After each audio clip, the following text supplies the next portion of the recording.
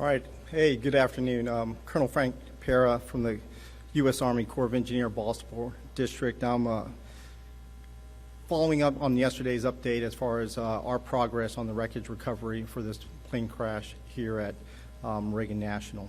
We continue to be mindful of those impacted by this tragic incident, the families and the loved ones who lost their lives, but also the first responders and our local, state, and federal partners who are working diligently on scene and behind the scenes to support the rescue and recovery efforts.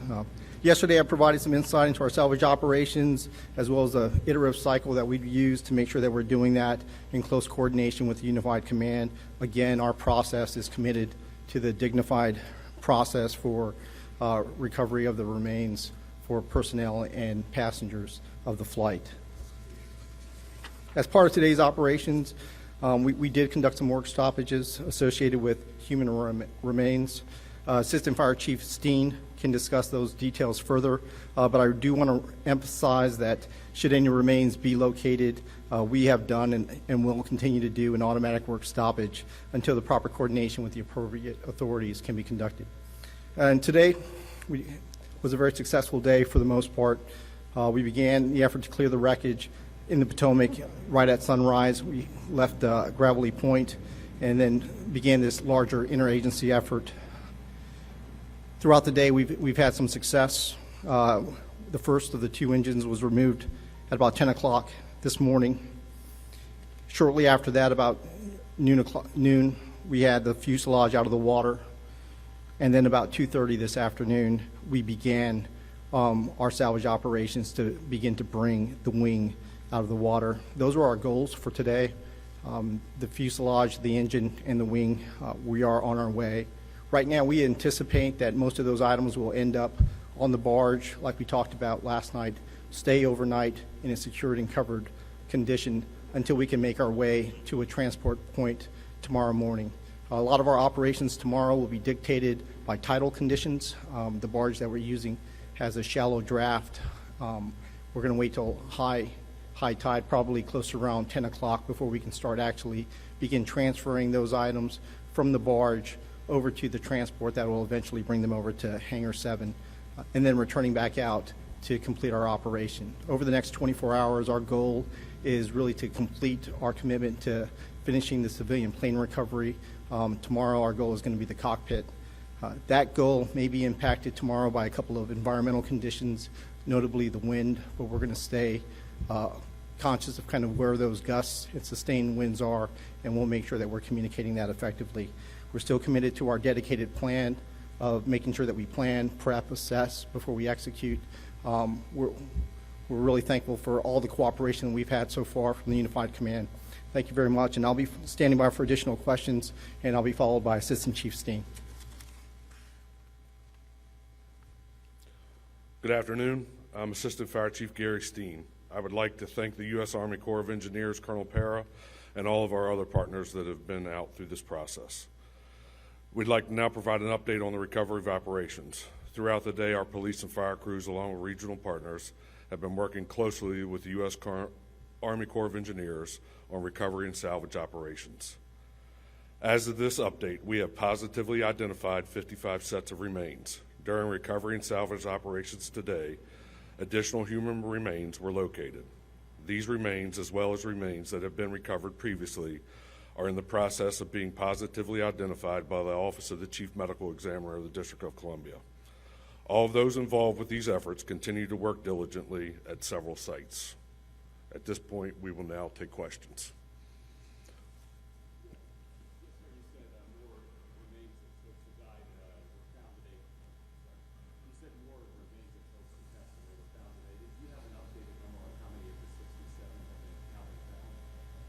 No, we're still at 55 positively identified. Yes, sir. Hi there. Question for Colonel Ott, if I may, sir.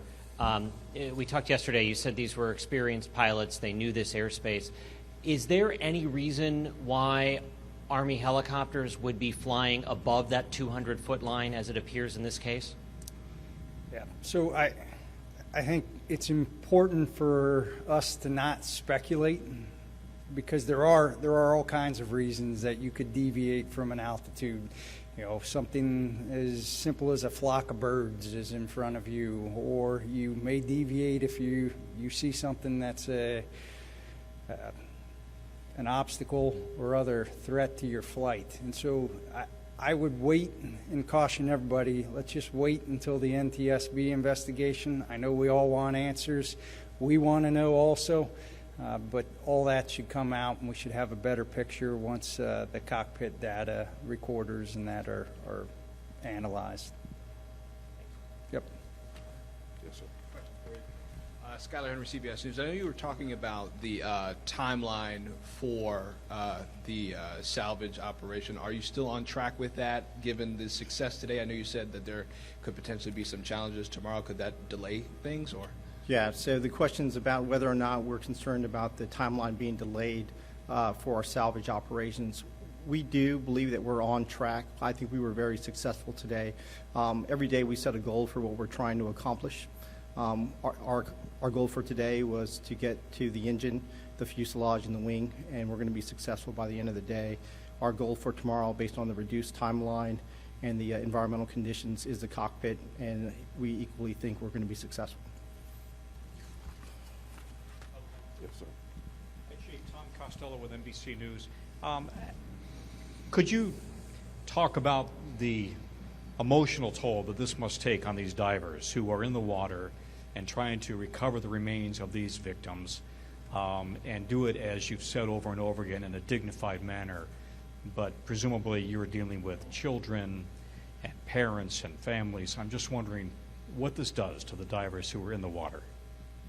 So the question was about the emotional toll that this takes on the divers and first responders, and even on all of our other partners, right? So this is tragic, right? And we've had peer support in place since the first hours of the incident to help provide that additional help that they need, and we will continue with that throughout the rest of their careers if necessary to provide them that support. But I mean, it is tragic, and everything imaginable that you can think of, right? That is what they're dealing with day in and day out. And we're going to continue to provide support to them.